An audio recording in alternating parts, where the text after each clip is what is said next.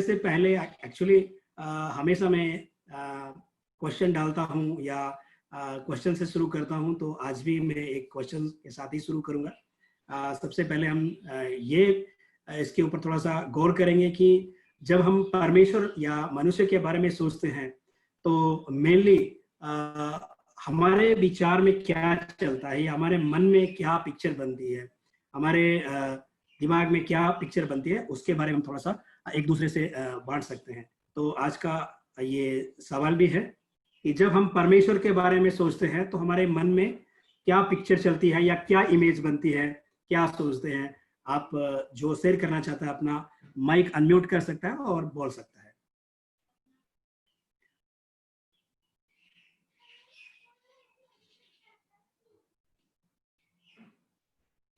बिनू भैया, आप पीपीटी शुरू कर दीजिए। अब यह स्क्रीन शेयर दिख रहा है आपको? हाँ, स्क्रीन से आ चुका है, आप पीपीटी शुरू कर दीजिए। हाँ जी, हाँ जी।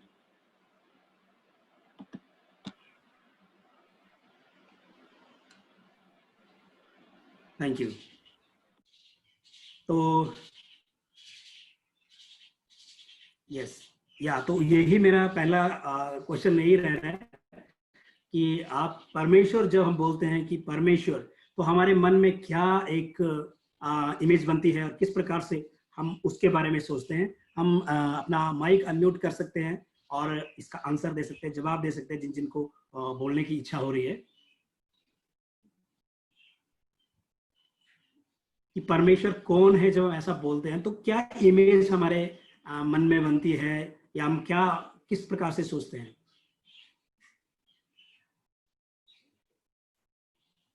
जितने भी बच्चे हैं, जितने भी पार्टिसिपेंट ज्वाइन करें, शर्माइए नहीं।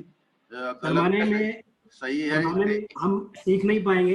हाँ। सही तरीके से आप अनम्यूट कर लीजिए अपना माइक और आप बोल दीजिए आपके मन में क्या विचार चलता है या क्या इमेज बनती है, आपको क्या समझ में आता है कि जब हम परमेश्वर की बात करते हैं। God is a holy God and loving God. Great. परमेश्वर जो है वो पवित्र है और वो प्रेमी है। वेरी नाइस, बहुत अच्छे। और कोई बोलना चाहता है? हेलो भैया, मेरे ख्याल से ना आप नाम लेंगे बच्चों का जो पार्टिसिपेंट है तो ज्यादा जल्दी हो जाएगा। चलिए, कोई बात नहीं। हम क्या करेंगे कि नेक्स्ट में बढ़ते हैं। बीच बीच में मैं सवाल पूछता रहूंगा, आप जवाब दीजिए, ठीक है? और आप सवाल पूछिए तो हम फिर जवाब दे देंगे। No problem for that. Okay, so Binu भाई, नेक्स्ट आप कर लीजिए।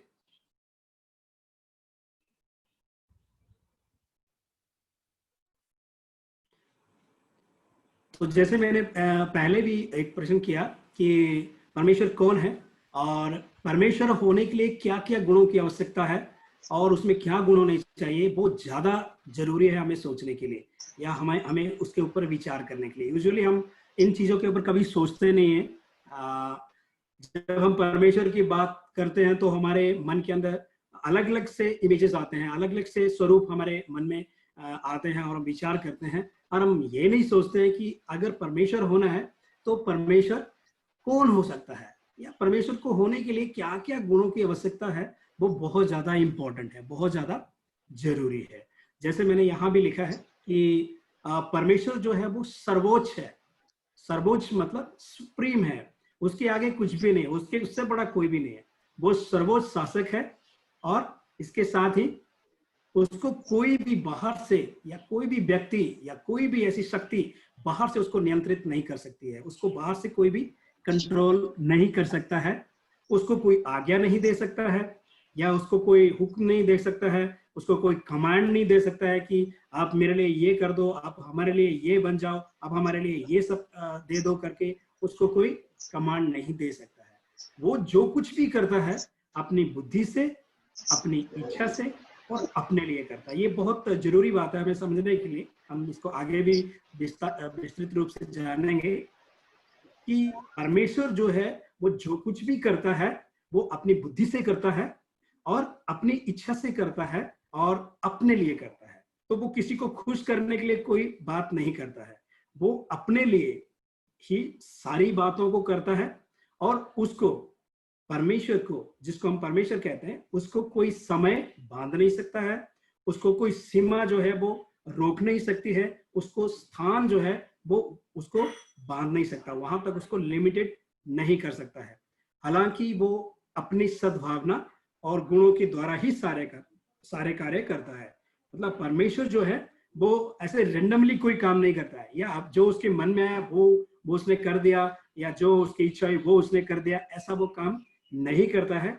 वो एक बहुत ही सिस्टमेटिकली तरीके से, बहुत ही नियमबद्ध तरीके से जो वो काम करता है, और वो काम के पीछे जो है वो बड़ी परफेक्शन होती है, बहुत ही सिद्ध तरीके से उस काम को करता है, और उसमें सद्भावना होती है। और जब वो हम उस काम को देखते हैं अपनी आंखों से, जब उसको हमें वो नजर आता है, तो हमें उसके गुणों का पता चलता है कि परमेश्वर कैसा है, परमेश्वर के अंदर कौन कौन गुण है करके हमें उसके काम से ही हमें वो सब कुछ समझ में आ जाता है। विनोय, अब आगे स्लाइड ले सकते हैं।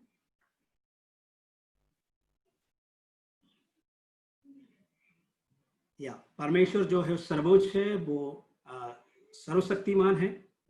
अभी हम गुणों के बारे में, इसके बारे में हम बात करेंगे। तो परमेश्वर के लिए क्या क्या आवश्यकताएं और गुण होना जरूरी है, हम इसके बारे में विस्तृत रूप से देख सकते हैं। अभी आप बता सकते हैं हमें किन किन गुणों की जरूरत है, कोई बोल सकता है? परमेश्वर है, अगर परमेश्वर है, या परमेश्वर हम किसी को मानते हैं या मानना चाहते हैं या जानना चाहते हैं, तो उसमें हम क्या गुण को देखना चाहेंगे?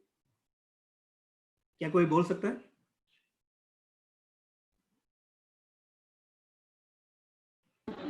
हेलो हेलो, क्या आप जी, मुझे सुन सकते हैं? बिल्कुल बिल्कुल सुन सकते हैं, आप आराम से बोलिए। परमेश्वर होने के लिए जो गुण होना चाहिए वो ये है कि परमेश्वर पवित्र होना चाहिए, पवित्र होना चाहिए, और परमेश्वर में हमारे मन की इच्छा को जानने की सामर्थ्य होना चाहिए, मन को इच्छा की जानने की। Yes, very good. और परमेश्वर में ये गुण होना चाहिए कि परमेश्वर कभी नाश नहीं होता, वो आदि और अंत होना चाहिए। ओके, परमेश्वर को कोई नाश नहीं कर सकता, या वो नाश नहीं होता है, वो आदि है, वो अंत है। बहुत अच्छे, वेरी गुड। यस, और स्लाइड आगे करिए। हाँ, प्लीज बोलिए। और परमेश्वर में मतलब कि मोरालिटी जो मनुष्य को दे सके, ऐसा मोरालिटी होना चाहिए। हाँ, वेरी गुड। तो नैतिक गुणों को का स्रोता है, नैतिकता वहां से आती है। Very good. और जवानों को जो सावधानी से चलने के लिए ऐसा आत्मा दे कि कैसे अपने सृष्टिकर्ता के प्रति कैसे उनका चाल चलन होना चाहिए, ऐसा ईश्वर में ऐसा सामर्थ्य होना चाहिए कि वो जिसने उसकी सृष्टि की उसको ऐसे मोरालिटी या ऐसी मनसा दे, ऐसी आत्मा दे। Very good. मतलब तो उसके अकॉर्डिंगली जो नैतिकता है, उसके अकॉर्डिंगली वो वैल्यू सिस्टम जो है वो लोगों को समझ आना चाहिए। Very good. और ऐसा परमेश्वर नहीं होना चाहिए जो अडल्ट्री को बढ़ावा देने में या बलि करने में वो खुश हो। ऐसा नहीं, वो अगर हम कुछ बुरा करते हैं तो परमेश्वर को दुखी होना चाहिए, ऐसा परमेश्वर होना चाहिए, उसमें वो गुण होना चाहिए। Okay, very good. हाँ, उसको वो दुखी होना चाहिए, उसमें इमोशन होना चाहिए। Very good. और एक अच्छा नागरिक बनने में परमेश्वर अपनी सृष्टि को सहायता करना चाहिए अच्छा नागरिक बनने में। ओके, तो हम ये जान सकते हैं कि बेसिकली 4 जो मुख्य गुण हैं वो परमेश्वर में होने चाहिए, जो अगर हम इंसान की बात करें, शायद वो इंसान, उनके बारे में हम बात करेंगे अभी।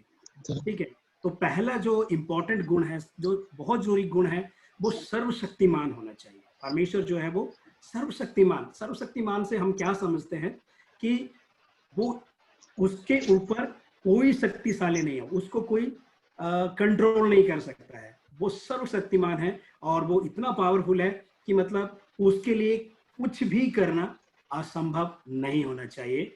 और वो पूरी शक्तियों से क्या होना चाहिए, उससे पूरा सशक्त होना चाहिए, उससे वो भरपूर होना चाहिए, उसको हम सर्वशक्तिमान कहते हैं। और दूसरा जो गुण है वो है, बिनु भाई आप आगे स्लाइड लीजिए।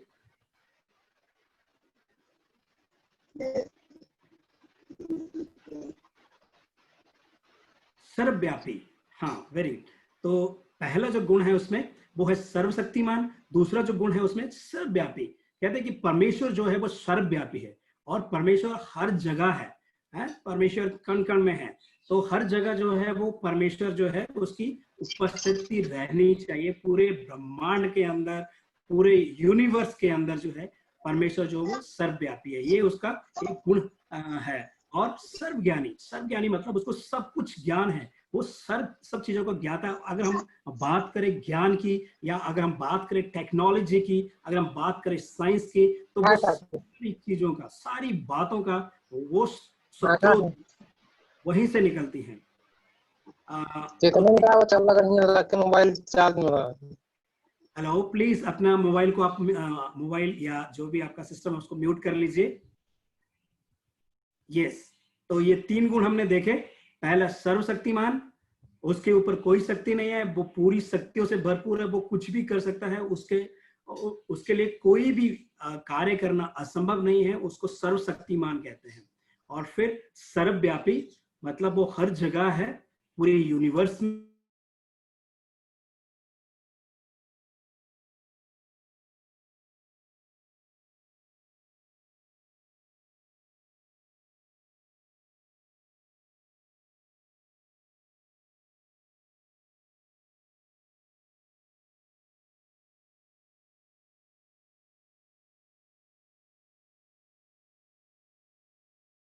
हेलो परवीन भी, आपकी आवाज नहीं आ रही।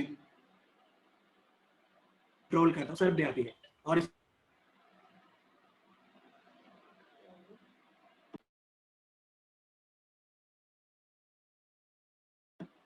हेलो परवीन भी, आपकी आवाज नहीं आ रही।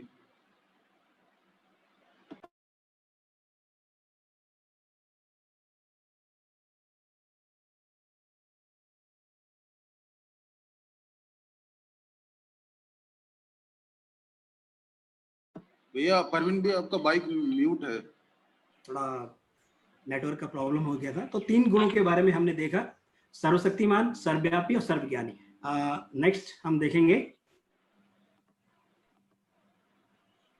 संपूर्ण स्वतंत्र। संपूर्ण स्वतंत्र का हमने देखा कि उसको कोई भी बाहरी शक्ति जो है वो कंट्रोल नहीं कर सकती है, उसका किसी का उसके ऊपर कोई नियंत्रण नहीं है, वो स्वतंत्र है, वो जो करना चाहता है वो कर सकता है, उसको कोई बाधित नहीं कर सकता है, उसको कोई प्रतिबंधित नहीं कर सकता है, उसको कोई रोक नहीं सकता है। इसलिए वो क्या है, संपूर्ण स्वतंत्र है। और फिर पांचों हम देखते हैं कि वो कौन है, वो न्याय है, वो जस्ट गॉड है, वो न्याय करने वाला परमेश्वर है। अगर वो न्याय है तो वो हर एक बात का न्याय करेंगे, न्याय करने वाला होगा। तो हमने देखा ये सर्वशक्तिमान, सर्वव्यापी, सर्वज्ञानी, संपूर्ण स्वतंत्र और न्याय, ये जो गुण हैं ये परमेश्वर के अंदर होने ही चाहिए। अगर ये गुण जो है परमेश्वर में नहीं होते तो हम उसको परमेश्वर नहीं मान सकते। फिर देखते हैं, जब अभी हम बातचीत कर रहे थे, डिस्कस कर रहे थे, तो किसी ने कहा कि वो प्रेम करने वाला होना चाहिए, वो सबसे स्नेह करने वाला होना चाहिए, तो उसके अंदर भावनाएं होनी चाहिए, उसके अंदर ही भावनाएं हैं तो वो प्रेम करने वाला है। वो परमेश्वर कैसा होना चाहिए, प्रेमी होना चाहिए। और हम उसका नेक्स्ट गुण भी देखेंगे, प्रेमी। और फिर दयालु होना चाहिए, वो दया करने वाला होना चाहिए, और वो क्षमा करने वाला होना चाहिए। और फिर कौन सा परमेश्वर होना चाहिए, भलाई करने वाला परमेश्वर होना चाहिए। तो जब हम परमेश्वर की बात करते हैं, अगर ये गुण हमें किसी में नजर आते हैं, क्योंकि आजकल हम देखते हैं कि बहुत सारी ऐसी धारणाएं हैं, बहुत सारे ऐसे कॉन्सेप्ट्स हैं जो कहते हैं कि परमेश्वर है, मैं परमेश्वर हूं करके बहुत सारे लोग भी इवन अभी कहना लोगों ने शुरू कर दिया है। बहुत सारे जिसको हम गुरु बोलते हैं, गुरुओं ने भी कहना शुरू कर दिया है कि जब वो एक पर्टिकुलर एक स्थान में बैठ जाते हैं या पहुंच जाते हैं करके, तो बोलते हैं कि मैं परमेश्वर हूं करके। तो हम इस बात के ऊपर हमें सोचना चाहिए, इस बात के ऊपर हमें विचार करना चाहिए कि अगर कोई कह रहा है कि मैं परमेश्वर हूं, कि मैं खुदा हूं करके, तो हमें उसको आंकना चाहिए इन गुणों के कारण। अगर कोई कह रहा है कि मैं परमेश्वर हूं, तो क्या वो सर्वशक्तिमान है, क्या उसके ऊपर कोई शक्ति नहीं काम कर सकती है? क्या उसको कोई शक्ति बाहर से कंट्रोल कर रही है या उसके ऊपर भी कोई शक्ति है? अगर उसमें कोई शक्ति उसको बाहर से कंट्रोल कर रही है तो वो सर्वशक्तिमान नहीं हो सकता है। क्या वो ऐसे सभी कार्य कर रहा है जो कोई नहीं कर सकता है, जो असंभव काम है, सब लोगों के लिए असंभव है, लेकिन वो कर रहा है। लेकिन अगर वो नहीं कर रहा है तो वो सर्वशक्तिमान नहीं है। अगर वो सर्वव्यापी है, वो सब जगह है, वो देख सकता है, सब लोगों को सुन सकता है और सब लोगों के साथ वो अपना कनेक्शन, अपना संबंध वो बना सकता है। अगर ऐसा गुण किसी में पाया जाता है तो हम उसको परमेश्वर बोल सकते हैं। अगर ऐसा गुण नहीं पाया जाता है, सबको, पूरे यूनिवर्स को वो कंट्रोल कर सकता है, तो हम बोल सकते हैं कि वो सर्वव्यापी है। अगर नहीं है तो वो सर्वव्यापी नहीं है, उसको परमेश्वर नहीं बोल सकते हैं। और सर्वज्ञानी, जैसे मैंने कहा कि अगर वो सर्वज्ञानी है, उसको वो मूल स्रोत होना चाहिए हर ज्ञान का, हर चीज का। उसके अंदर से ही पूरी टेक्नोलॉजी आनी चाहिए, उसके अंदर ही। अगर हम मनुष्य की बात करें, आज सर्वज्ञानी का होने का मतलब कि आज भी डिस्कवरी चैनल अभी भी खोज रहा है जो परमेश्वर ने बनाया है, उसकी सृष्टि को अभी भी खोज रहा है। पूरी साइंस, पूरी टेक्नोलॉजी अभी भी उसको समझने की कोशिश कर रहे हैं। गैलेक्सीज कितनी हैं अभी भी मालूम नहीं है, अभी भी उसके ऊपर डिस्कवरी चल रही है। तो कौन हो सकता है परमेश्वर? कोई यहाँ से कोई परमेश्वर होने का दावा अगर कोई कर रहा है तो क्या वो उसको पूर्ण ज्ञान है उस चीज के बारे में? क्या वो परमेश्वर है? अगर उसको ज्ञान नहीं है कि अभी और भी गैलेक्सीज हैं, अभी और भी ब्लैक होल्स हैं, अभी और भी जो है वो सृष्टि होने वाली है, हुई है, तो हम नहीं मान सकते कि वो परमेश्वर है। तो ये मेन गुण है जिनके बारे में हमें समझना है, उनमें क्या क्या गुण होने चाहिए।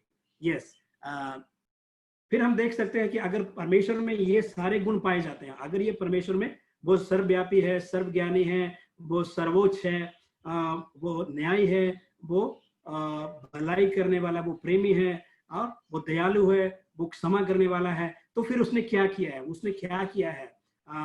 कैसे हम उसको परमेश्वर मान सकते हैं? तो सबसे पहले हम देख सकते हैं कि जब हम इस दुनिया में रहते हैं तो हम कैसे परमेश्वर को मान सकते हैं, कैसे हम परमेश्वर को जान सकते हैं कि परमेश्वर है, कैसे उसने अपना प्रकटीकरण किया, वो हम आगे देखेंगे। तो वो क्या करता है, उसके अंदर एक गुण है कि वो सृष्टि करता है, वो सृष्टि को बनाता है, वो उसने सृष्टि को बनाया है, रचाया है। अगर हम वचन में भी देखें, पवित्र शास्त्र में भी देखेंगे, तो उत्पत्ति जो पहली किताब है उसका 1 अध्याय 1 से 25 वचन तक उसमें पूरी सृष्टि के बारे में बताया कि उसने किस तरह से बनाया। तो उसमें क्या लिखा, क्या देखा हमने कि उसने सबसे पहले जो ब्रह्मांड को बनाया, उसने दिन रात को बनाया, उसने उसमें पूरी वनस्पतियों को बनाया, और फिर उसमें उसने जीव जंतुओं को बनाया। उसको हम देख सकते हैं, इसका वृतांत हम देख सकते हैं वचन के अंदर, उत्पत्ति की किताब में। तो जैसे मैंने कहा, उसने ब्रह्मांड की रचना की, फिर उसने सृष्टि की रचना की, उसने सृष्टि को बनाया, और फिर उसमें सारे जीव जंतुओं को उसने बनाया और उसकी रचना की। यस, फिर उसने क्या किया, ना केवल उसने सृष्टि की, ब्रह्मांड बनाया, ना केवल उसने जीव जंतुओं को बनाया, लेकिन उसने एक सर्वोपरि है, जिसको एक उच्च सृष्टि भी की है, जिसको उसने इस सृष्टि का क्राउन कहा या उसका शिरोमणि बनाया है। उसने क्या किया है, उसने मनुष्य की सृष्टि भी की है। हम इसमें आगे देखेंगे स्लाइड में ही। परमेश्वर ने मनुष्य को बनाया, और जब उसने मनुष्य को बनाया तो उसने मनुष्य को एक बहुत ही अद्भुत रीति से बनाया है। अद्भुत रीति का मतलब उसने मनुष्य को अपने स्वरूप में और अपनी समानता में बनाया है। तो इसके बारे में हम जान सकते हैं परमेश्वर का स्वरूप, परमेश्वर की समानता क्या होती है। क्या हम जानते हैं इस बात को कि परमेश्वर का स्वरूप और परमेश्वर की समानता क्या होती है? क्या कोई इसके बारे में जानता है? परमेश्वर का स्वरूप हम कैसे देख सकते हैं, परमेश्वर की समानता को हम कैसे जान सकते हैं? जब परमेश्वर ने इंसान को बनाया तो उसने उसको अपने स्वरूप में बनाया और अपनी समानता में बनाया। तो इस बात को हम कैसे जान सकते हैं, कैसे समझ सकते हैं? क्या कोई किसी को समझ आती है ये बात, वो बता सकता है, कोई भी पार्टिसिपेंट में से? प्रभु ने अपना स्वरूप दिया हमको, लाइक हम प्रभु ने हमें अपनी सांस दी है, तो जो सांस प्रभु हमें अपनी शक्ल, अपनी सूरत में, और अपना एक जो उनके हाथ थे हमारे भी, उन्होंने तो मतलब सेम उन्होंने हमें अपना स्वरूप दिया। Okay, very good. आप और हमको जैसे उनके पास एक बुद्धि थी, हमें भी वो दी ताकि हम सोच सकें, ताकि हम वेरी चल गुड, सकें वेरी और गुड। हम बोल सकें। तो ये सारा उनकी समानता को शो करता है। वेरी नाइस, बहुत अच्छे, बहुत बढ़िया। हाँ, तो जब हम स्वरूप की बात करते हैं, परमेश्वर ने हमें एक स्वरूप दिया है। तो जब हम वचन में ही पढ़ते हैं कि उसने मिट्टी में से इंसान को बनाया और उसने उसको अपने स्वरूप में गढ़ दिया, अपने समानता में उसको बना दिया। तो जब हम स्वरूप में देखते हैं तो एक हमारी फिजिकल देह है ना, जिसको हम अपनी बॉडी कहते हैं ना, ये परमेश्वर ने एक मॉडल बना के हमें दे दिया। इसको हम देख सकते हैं कि पूरे दुनिया के अंदर, पूरी दुनिया के अंदर जो इंसान है उसका एक ही स्वरूप है। जो भी परमेश्वर ने हमें बनाया है, जैसे हमारे 2 आंखें हैं, एक नाक है, एक मुंह है ना, 2 हाथ हैं, 2 पैर हैं, ठीक है। ये स्वरूप जो है पूरी दुनिया के अंदर एक ही स्वरूप है जो हर एक इंसान का है, सेम, बिल्कुल इक्वल।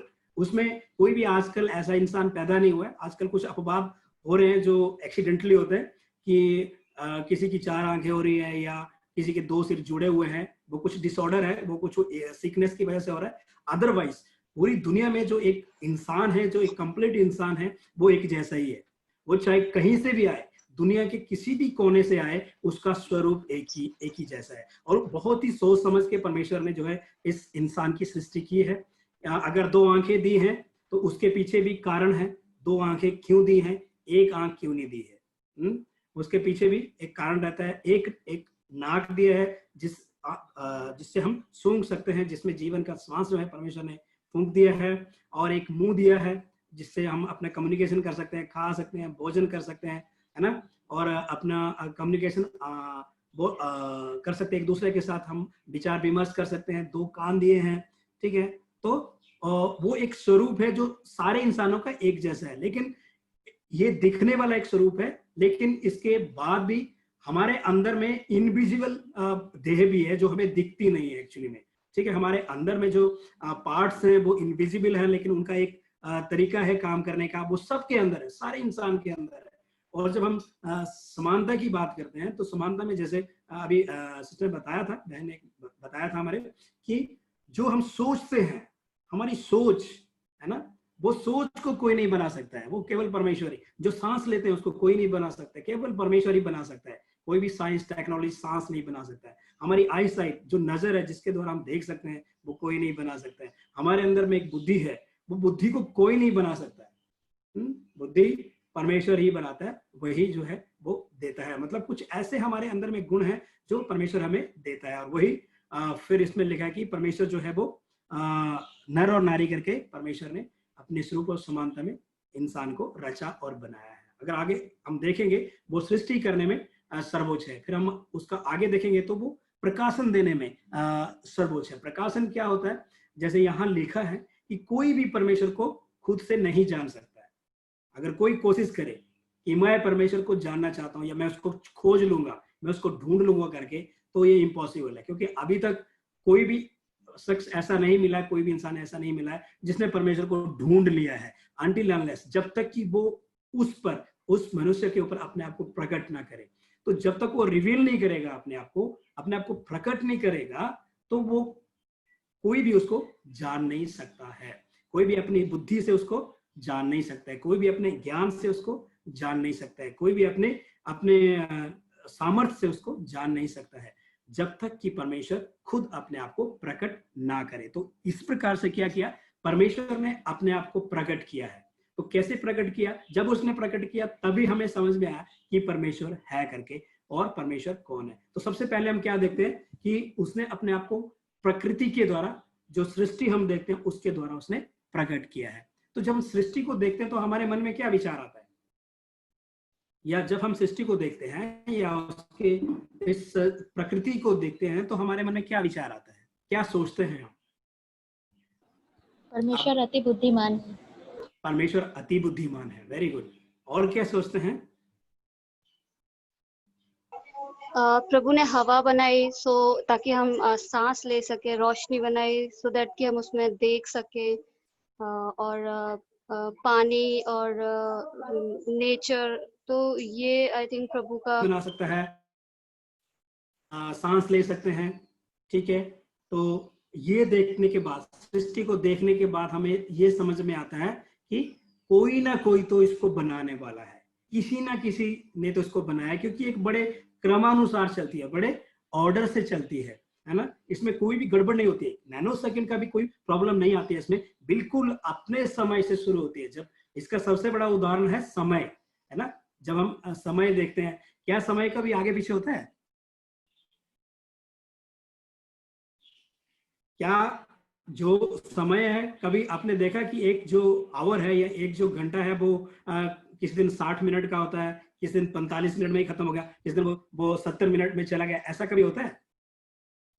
कभी नहीं, ऐसा कभी नहीं होता है। तो इसका मतलब क्या है कि परमेश्वर जो है वो बड़े ही क्रमानुसार, बड़ी ही बुद्धिमत्ता के साथ, बड़े ही सिस्टमैटिकली, परमेश्वर ने बड़े ही परफेक्शन के साथ, बड़ी ही क्या कहते हैं, सिद्धता के साथ जो है उसने सृष्टि को बनाया है। तो हमें समझ में आता है कि जो चल रहा है, अरे सुबह हो रही है, फिर शाम हो रही है, फिर ऋतुएं बन रही हैं, फिर अपने अपने हिसाब से जो है वो क्लाइमेट जो है वो बदल रहा है, और वो सब कुछ जो है वो मतलब किसके लिए लाभदायी है? लाभदायक है। जो सृष्टि में रहते हैं उनके लिए लाभदायक है। सब कुछ सबको मिल रहा है, सब कुछ भोजन मिल रहा है, सबका पालन पोषण जो है वो बड़े अच्छे तरीके से हो रहा है। तो ये सारी चीजों को चलाने वाला कौन है?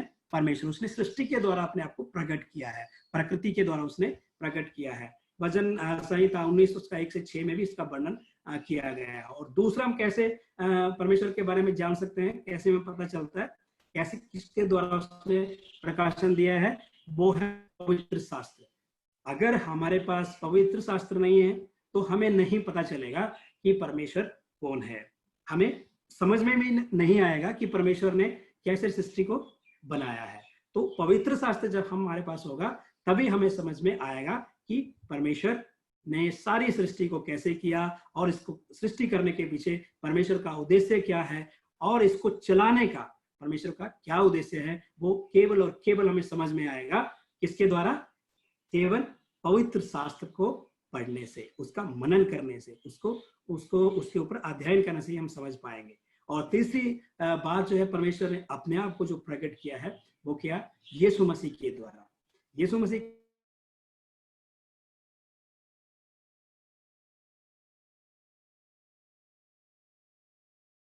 उसका लिखा है कि आदि में वचन था, वचन परमेश्वर के साथ था, और वचन ही परमेश्वर था करके लिखा है।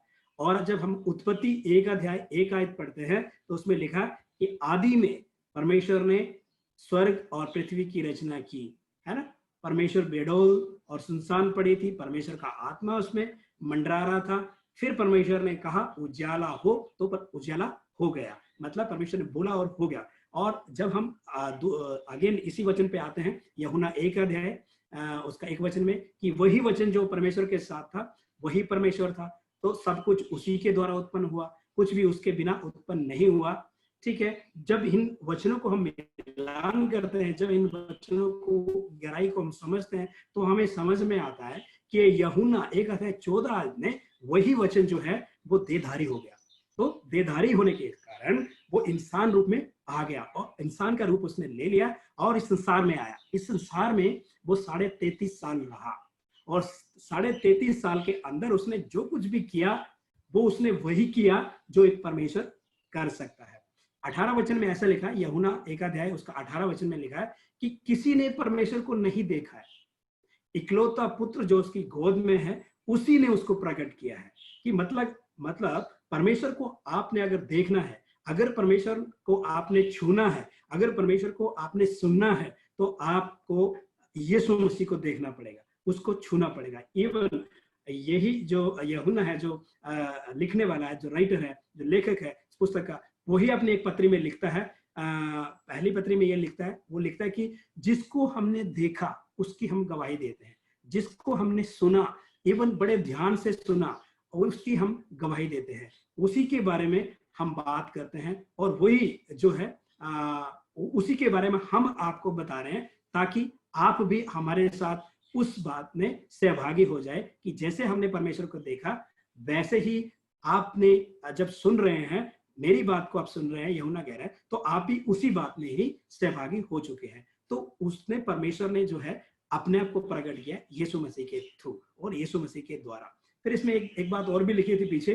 कि फिर भी हमारी बुद्धि जो वो सीमित है, हमारा ज्ञान जो है वो सीमित है, उसी के द्वारा फिर भी हम पूर्ण रीति से, पूरी तरीके से, पूरी, कोई कहे कि मैं पूर्ण रीति से परमेश्वर को जानता हूं, तो वो अभी तक असंभव है, क्योंकि कंप्लीटली पूरी तरह से अभी तक परमेश्वर ने अपने आप को व्यक्त नहीं किया है। जितना उसने व्यक्त किया है, अपने आप को रिवील किया है, प्रकट किया है, उतना हम उसके बारे में जान सकते हैं। अन्यथा कंप्लीटली, संपूर्ण तरीके से अभी तक भी हम लिमिटेड, अपने दिमाग से लिमिटेड, अपनी बुद्धि से जान नहीं सकते हैं। तो हमने क्या देखा, परमेश्वर ने हमें किस प्रकार से प्रकट किया अपने आप को, प्रकृति के द्वारा, और दूसरा पवित्र शास्त्र के द्वारा, तीसरा प्रभु यीशु मसीह के द्वारा उन्होंने अपने आप को प्रकट किया है।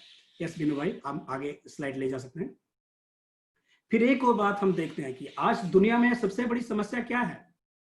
दुनिया में जब हम देखते हैं चारों तरफ जो है बहुत सारी ऐसी बातें घटित हो रही हैं जो घटना नहीं घटनी चाहिए। बहुत सारा गलत, दिन रात हम देखते हैं बहुत सारी ऐसी न्यूज, बहुत सारी ऐसी समाचार जो हमें दुखी करते हैं, जो हमें परेशान करते हैं, जो हमें मतलब हमारे अंदर में एक आग लगा देते हैं करके ऐसे समाचार हम पढ़ते हैं, न्यूज़पेपर में पढ़ते हैं, टीवी में देखते हैं, है ना। बहुत सारी ऐसी गलत चीजें हमारे अंदर हो रही हैं, हमारे मतलब इस संसार में हो रही हैं। उसका कारण क्या है करके, उसका कारण मतलब जब परमेश्वर ने अगर सृष्टि की है तो वो कारण जो है उसमें नहीं होना चाहिए, लेकिन उसके बारे में हम कल भी विस्तार से देखेंगे। उसका सबसे बड़ी बात है कि वो परमेश्वर जो है वो पाप से हमें छुटकारा देने में सर्वोच्च है। जितना भी हमारे इर्द गिर्द, हमारे जितने भी हमारे संसार में जो गलत बातें घटित हो रही हैं, जितने भी अंधकार की बातें हो रही है, जितनी भी करप्शन है, जितनी भी बुराइयां हैं, वो जो पनप रही हैं और जो बढ़ रही है दिन प्रतिदिन, वो उसके पीछे जो एक बड़ा कारण है वो है पाप है। वो पाप के बारे में शायद हम कल इसके विस्तृत जानकारी इसकी हम लेंगे कल, लेकिन उस पाप से केवल और केवल जो है वो परमेश्वर ही छुटकारा दे सकता है, और उसने छुटकारा दे दिया है। परमेश्वर के सिवाय उस पाप से कोई भी छुटकारा हमें नहीं दे सकता है, और वो छुटकारा देने के लिए परमेश्वर ने अपने पुत्र यीशु मसीह का जो है वो बलिदान किया है, उसका लहू बहाया है, और उस पाप की जो है कीमत अदा की है, और फिर उसने इस पूरी दुनिया को छुड़ा दिया है। जो समझ रहा है वो छूट रहा है, जो समझ नहीं रहा है वो अभी भी उस छुटकारे के अंतर्गत नहीं आ रहा है। तो ये जो छुटकारा है पाप से, वो केवल और केवल परमेश्वर ही दे सकता है। परमेश्वर ही के पास ही उसका हल है, बाकी किसी के पास, किसी भी शक्ति के पास, किसी भी इंसान के पास वो छुटकारा नहीं है। और एक और बात हम आगे देखेंगे, विनू भाई स्लाइड आगे लेके चलेंगे। परमेश्वर जो है वो अंतिम न्याय करने में सर्वोच्च है। मतलब जैसे हमने देखा था, परमेश्वर का एक गुण जो था वो था न्यायी, है ना। न्यायी परमेश्वर जो है वो न्यायी है। अगर वो प्रेमी है, अगर वो दयालु है, अगर वो क्षमा करने वाला है, अगर वो भलाई करने वाला है, तो ये सारी बातों को हम अगर विचार करें, इसके ऊपर वो इंपॉर्टेंट बात हमारे अंदर में ये रहनी चाहिए कि परमेश्वर न्याय भी है। परमेश्वर कभी भी गलत के साथ कंप्रोमाइज नहीं करता है। परमेश्वर कभी भी गलत के साथ जो है वो संबंध नहीं बनाता है। व्हाइट मतलब व्हाइट, सफेद मतलब सफेद, और अगर सफेद कपड़े में छोटा भी डाउट एक ब्लैक कलर का आ जाएगा या उसमें एक धब्बा लग जाएगा, तो वो जो सफेद कपड़ा है वो काम का नहीं रहता है। उसी प्रकार से परमेश्वर की जो पवित्रता है, जैसे हमने पीछे भी देखा था कि परमेश्वर जो है वो पवित्र है और वो अपवित्रताई के साथ कंप्रोमाइज नहीं करता है। तो वो क्या करेगा, वो न्याय करेगा उस बात से। जैसे इसमें लिखा है, हमने देखा परमेश्वर जो है उसने न्याय के लिए एक दिन को अलग करके रखा हुआ है, और जिस दिन वो सबका न्याय करेगा। और वो सबका न्याय क्या है, परमेश्वर हम सभी लोग जो इस पूरी दुनिया में रहते हैं, सबको अपना अपना लेखा जो है उसको देना ही पड़ेगा। कोई ये नहीं कह सकता कि जो मैंने किया उसको परमेश्वर अनदेखा कर देगा, नहीं।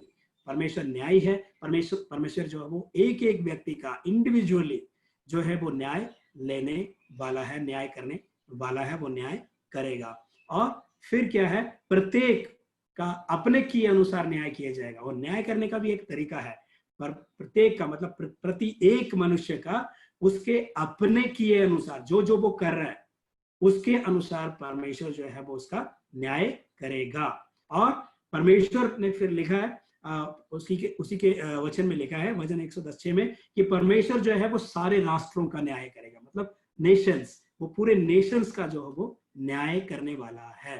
और वो न्याय करने के लिए भी उसका जो मेजरिंग रोड है, किस तरीके से न्याय करेगा, किस पैमाने से न्याय करेगा, वो धर्म और सच्चाई से सबका न्याय करने वाला है। तो हमने देखा कि परमेश्वर कौन हो सकता है। ये चर्चा के लिए कुछ क्वेश्चन है, अगर हमारे पास समय है तो इसमें हम डिस्कशन कर सकते हैं, चर्चा कर सकते हैं।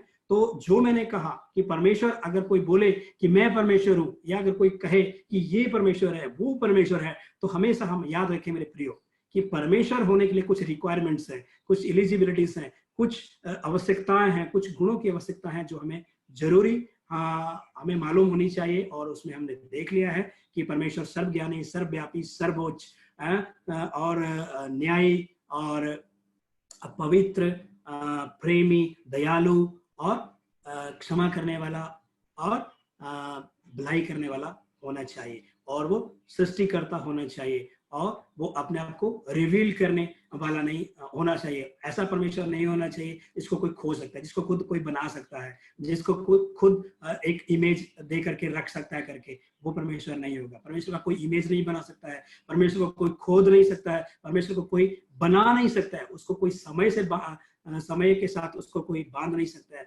उसको कोई स्थान के साथ बांध नहीं सकता, उसको कोई सीमाओं में नहीं बांध सकता है। परमेश्वर है, जब तक वो प्रकट ना करे उसके बारे में कोई नहीं जान सकता है। और फिर हमने देखा परमेश्वर जो है वो छुटकारा देता है पाप नाम के दलदल से, जो है केवल और केवल परमेश्वर ही छुड़ा सकता है। फिर हमने देखा परमेश्वर जो है वो न्याय करने वाला है, और जो कुछ भी इस दुनिया में हो रहा है हम उसको ऐसे लाइट नहीं ले सकते, हम उसको ऐसे नहीं ले सकते हैं कि कोई फर्क नहीं पड़ता है, जो मैं कर रहा हूँ सही है, इसका कोई देखने वाला नहीं है, इसका कोई न्याय नहीं है, इसका कोई लेखा नहीं लेगा। नहीं मेरे प्रियो, परमेश्वर जो है उसने एक दिन जो है नियत किया है, और वही जो है एक दिन न्याय करेगा, और अपने अपने कामों के अनुसार, अपने अपने किए के अनुसार सबका न्याय करने वाला है। और वो सारे राष्ट्रों का न्याय करेगा, सारे नेशंस का न्याय करेगा, पूरी दुनिया का न्याय करेगा, और वो धर्म और सच्चाई के साथ न्याय करने वाला परमेश्वर है। तो ये कुछ क्वेश्चन है, आप अपने ग्रुप में जा सकते हैं। बिनो भैया, हमारे पास टाइम है क्या ग्रुप में जाने के लिए? जी भैया, हमारा शेड्यूल के हिसाब से 15 मिनट ग्रुप का है, ग्रुप डिस्कशन का है। तो अभी हम ग्रुप्स में डिवाइड होंगे, तो आप लोगों के पास 15 मिनट का ग्रुप हमारा डिस्कशन होगा।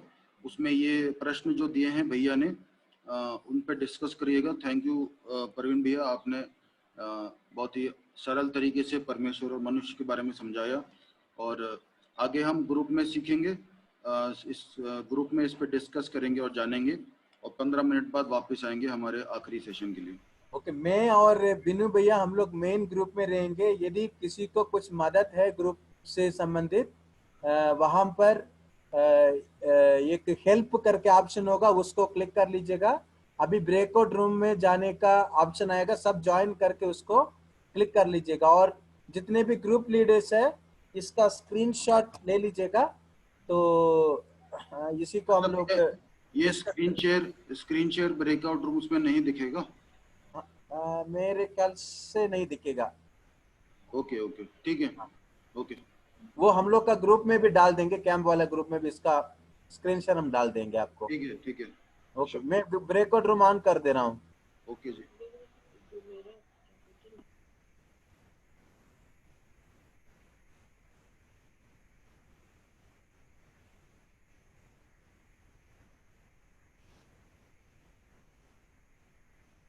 ओके, सारे लोग ज्वाइन कर सकते।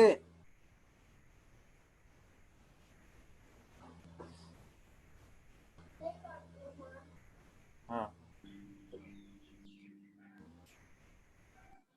बिनू भाई आप स्क्रीन एग्जिट कर सकते हैं। हाँ हाँ बिनु भैया स्क्रीन एक्सेप्ट कर दीजिएगा भैया।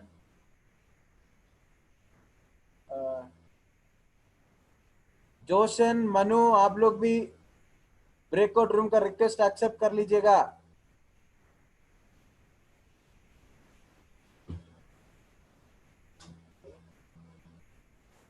मनु ये जोएल मसीह,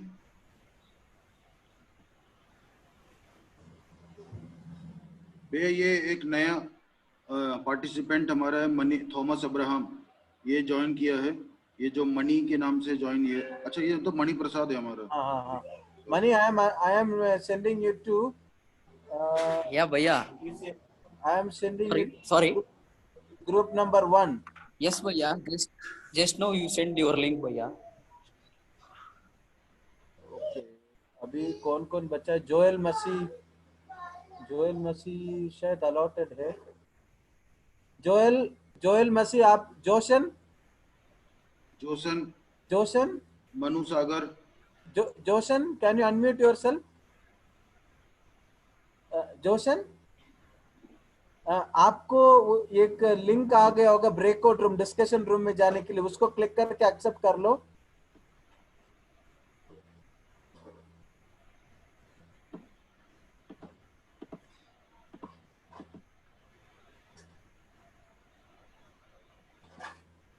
वहां आप अभी मेन ग्रुप में ही हो।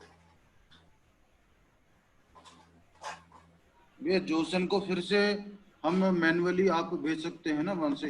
मैनुअली हाँ वो चला गया है। ओके चला गया, ठीक है। ओके और प्रवीण भैया साइलस भैया आप लोग को भी भेजना है क्या ग्रुप में, या आप लोग जैसे आप लोग बताएंगे तो उसी हिसाब से करेंगे? साइलस भैया तो रहिएगा क्योंकि भैया का अगले सेशन है।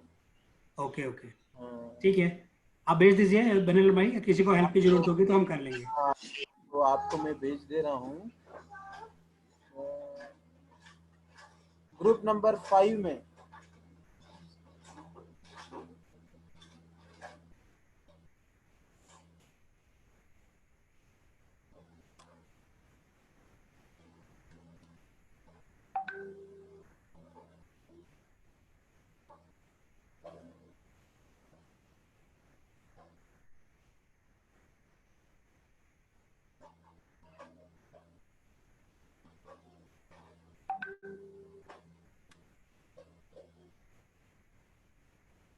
साइलस भैया